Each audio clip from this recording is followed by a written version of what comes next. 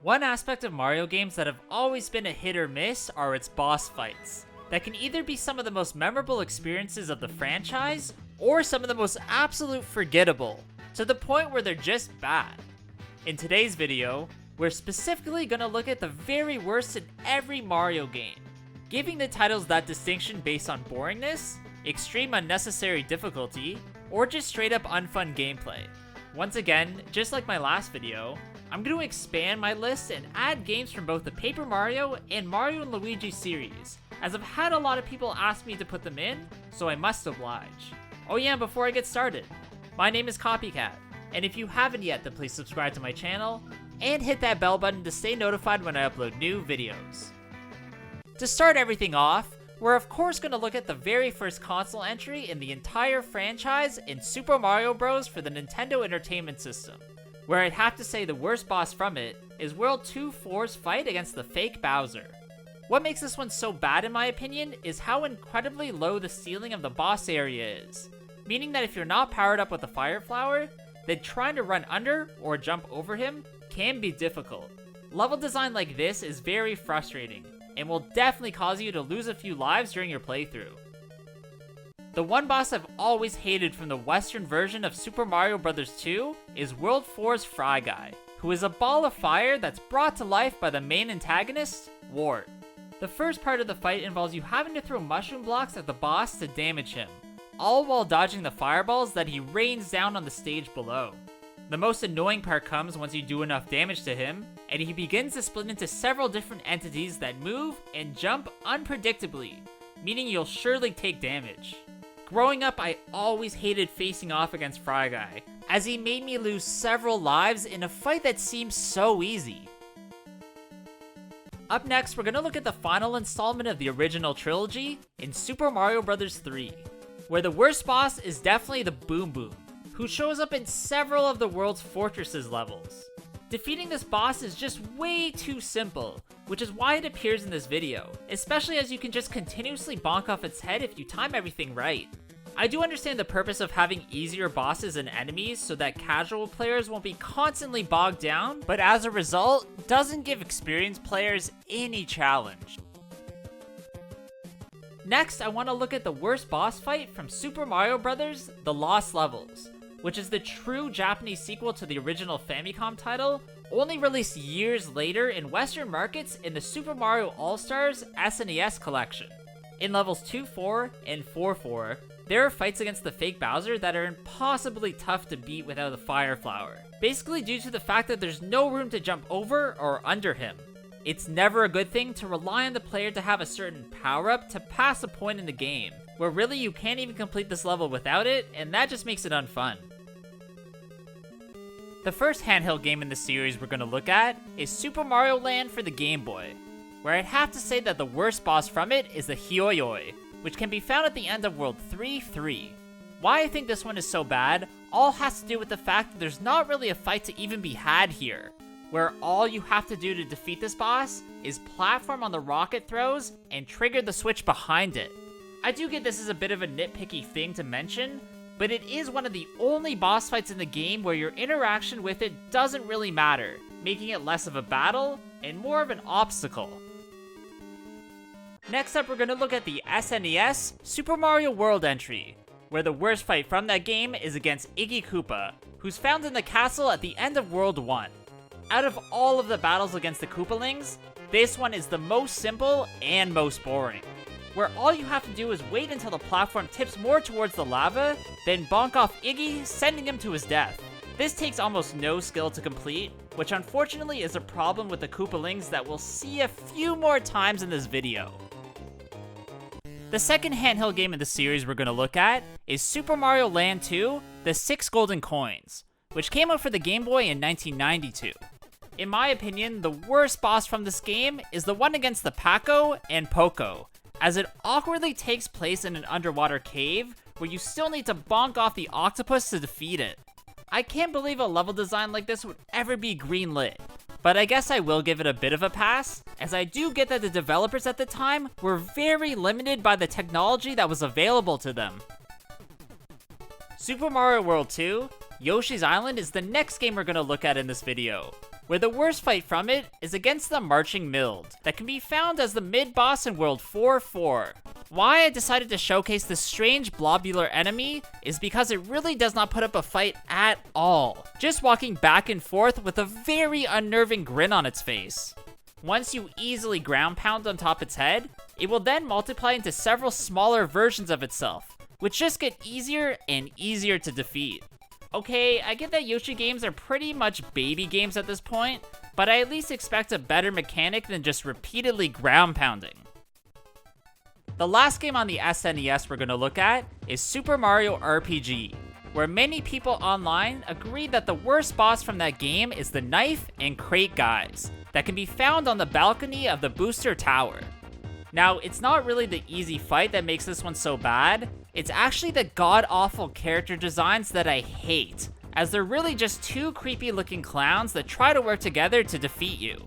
Okay, I get that this isn't really a huge factor that shouldn't affect a boss being bad or not, but maybe my own biases are just coming through, as I might have a thing against killer clowns. Super Mario 64 for the N64 is up next in this video, where I guess the worst boss from it is Mr. Eyes, only because he's extremely easy to defeat to the point where he's almost useless. Found only in the Big Boo Haunts course, this giant eyeball is beat just by running in a circle around it until it gets so dizzy that it somehow implodes? Yeah, I don't really get that part, and a boss that's defeated without you even really having to interact with it kind of sucks, even if it is a pretty cool looking one. Paper Mario for the N64 is the first installment from that spin-off series, where I'd have to say that the worst boss from it is the Huff and Puff, that's found at the end of Chapter 6. It has one very annoying mechanic that makes this boss so awful, where he can suck in the tough minions that are around him to heal himself, which if you're not prepared for, can lead to a tough battle. However, it's not even really that this boss is difficult to defeat, it's just that the battle is drawn out so much longer than it needs to be, which in the end is just tedious and becomes boring. From the GameCube Super Mario Sunshine entry, I'd have to say that the worst bosses are the Gatekeeper Poison Piranha plants that are found usually blocking the entrance to certain areas. I honestly don't even think this creature should be considered a boss, as it's really just more of a nuisance, where at first its only existence is based off teaching you how to use the FLUDD to solve different puzzles and defeat enemies. Most other bosses from this game have some sort of cool mechanic during their fights, where this one is just straightforward and plain. The Mario & Luigi franchise is another one I decided to add to my videos, where the first Superstar Saga entry is home to the Tollstar boss, which I must say is the game's worst. This strange shelled being thing only has one attack, where he throws his spike balls towards your party, where you either need to jump over them, or just stand still to avoid them. There's at least some interactivity going on in this fight, it's just not substantial enough, nor is there a big enough risk in terms of difficulty when you face off against this weirdo. Up next in this video, we're going to look at the worst boss from the second Paper Mario entry, the 1000 Year Door for the GameCube, where I'd have to say that honor goes to the Rock Hawk. Not only is this boss one of the weirdest looking enemies in this game, but he's probably the easiest to face off against out of all of the main ones that you encounter, not really throwing anything at you that will give you any trouble. To be honest, I can't believe people actually like this boss, but maybe I am being a bit too tough on it, so let me know what you think in the comments below. In New Super Mario Bros. From the Nintendo DS, by far the worst boss battle from it is the very first against Bowser Jr. in World 1's Tower level. This initial fight is almost embarrassingly easy, where Bowser Jr. sort of just walks towards you extremely slowly, not really looking like he even wants to attack you. This unfortunately is something Nintendo has been doing for a long time, as they for some reason catered their games towards brand new players rather than experienced fans, which is definitely something I hope changes in the future. Although there are several bad bosses I could talk about from Super Paper Mario, the only real one I want to mention because it's so disappointing is the one against Bone Chill in the game's 7th chapter. What's really unfortunate is that this creature looks absolutely badass, and there was such a build-up to facing this foe, so you'd think it would give you quite a hard time. Well, that just isn't the case, as this boss can barely even aim its attacks towards you. In the end, not even posing a significant threat, especially as it's easy to bonk off its head. I do like how they tried something new with this particular entry, but it did end up dumbing things way down, which is something that's seen even in its bosses.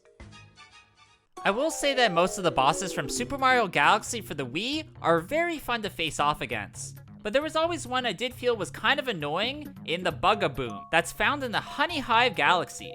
In this fight, you need to power up with the bee mushroom, then fly high up in the air and try to ground pound on the boss's back, which will cause it damage. Once you do this, it will start glowing red with anger, beginning to move faster and faster, which is exactly why I dislike this boss in the end. For some reason, I just have a lot of trouble lining up Mario properly, then timing the ground pound on its back, where I've literally lost several lives trying to beat the Bug-a-Boom, even after multiple playthroughs of this game. One thing I've always hated about the Mario and Luigi series were their extremely drawn out intro sections, which is unfortunately something that shows its ugly head in the Bowser's Inside Story entry, specifically in the game's first 3 boss fights.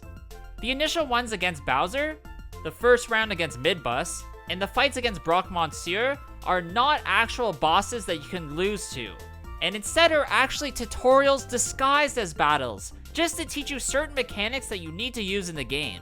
I always felt like the tediously long explanation sections of the Mario and Luigi series were very insulting to experienced gamers, as sometimes it's more fun to learn things on your own, rather than information being shoved down your throat.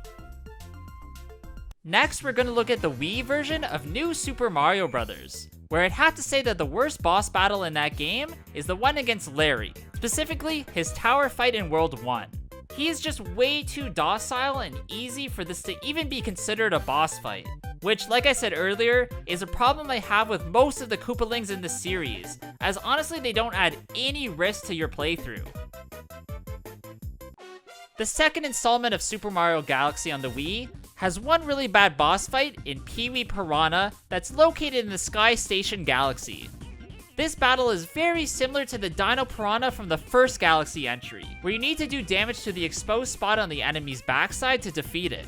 However, where the Dino Piranha looked very cool, the Pee-wee Piranha looks very underwhelming, as it's literally the baby version of a better looking character, which is kinda just sad. The Boom Boom makes another appearance in this video, this time showing up in Super Mario 3D Land for the 3DS. Here it falls into the same problems as its Super Mario Bros. 3 version, as it's just mind-numbingly easy, being defeated with just 3 bonks off its head. Unfortunately, this boss doesn't just appear in one level, and is actually a main featured one from the game, which definitely does suck, but I do understand that Nintendo had to use familiar elements to ground this very different feeling Mario entry. Paper Mario Sticker Star for the 3DS is up next, where pretty much everyone who's played this game will agree that the Big Chain Chomp battle is so bad that it shouldn't even be considered a boss. That's because this giant chomp is literally just asleep during the entire fight, where you have to use your stickers to wake him up. Yeah, that's literally it. Once the Chain Chomp does wake up, he just rushes towards you, then knocks down a wall, revealing a comet piece. You guys sometimes get mad when I say that Sticker Star is by far my least favorite Mario game, but it's reasons like this is why I consider it a dumpster fire. For the new Super Mario Bros. Wii U entry, I'm just literally going to clump together every single Koopaling at this point, as I'm insanely sick of seeing these bosses over and over and over and over and over and over. I feel like Nintendo got a bit lazy around the time all these games came out, and the Koopalings were just easy characters to slot in as the lower antagonists, and honestly, I'm just over them and they suck.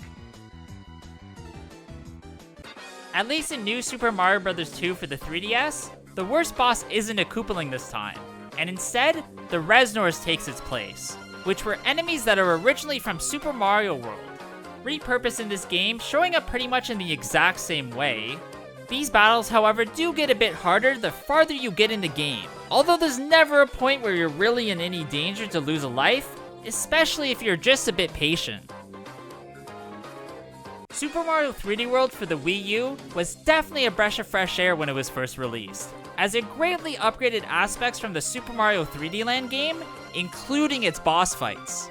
If I had to choose one in particular out of these pretty good battles, then I guess I have to go with King ka-thunk as the worst, only because its attacks were too predictable, making what could and should be a tough fight much easier. This is because when the king's head is going to slam down on the stage, it's briefly highlighted, so you almost have to not be paying attention to get hit, and even so, it's still easy to dodge. Mario and Luigi, Dream Team, also falls victim to this series' unnecessarily long opening tutorials, where one boss fight in particular shows up during this section in the Smoldergeist. Here, you can't use your hammer or any of your bros attacks, instead just learning how to use your jump mechanic against enemies in this game. I really don't get why this can't just be a small tutorial at the very beginning of the game, as this battle doesn't become a real boss fight and is sort of just useless in the grand scheme of things. The last Mario and Luigi game we're going to look at, and unfortunately the last in the series now that the developer Alphared is bankrupt, is the 3DS Paper Jam entry, where once again, this game's tutorials are long and so overdrawn. The PD Piranha battle takes place during these tutorials, where I can't say much about it, other than it really started to bug me during my playthroughs, to the point where I almost quit the game because it was holding my hand way too much. Up next, we're going to look at the worst boss from Paper Mario Color Splash for the Wii U, which I guess would have to be the Black Shy Guy, only because once you learn how to defeat it, the battles basically become a cakewalk. This Black Shy Guy will dodge any attacks you throw at it, so the only way you can defeat it is by stunning it, then attacking it.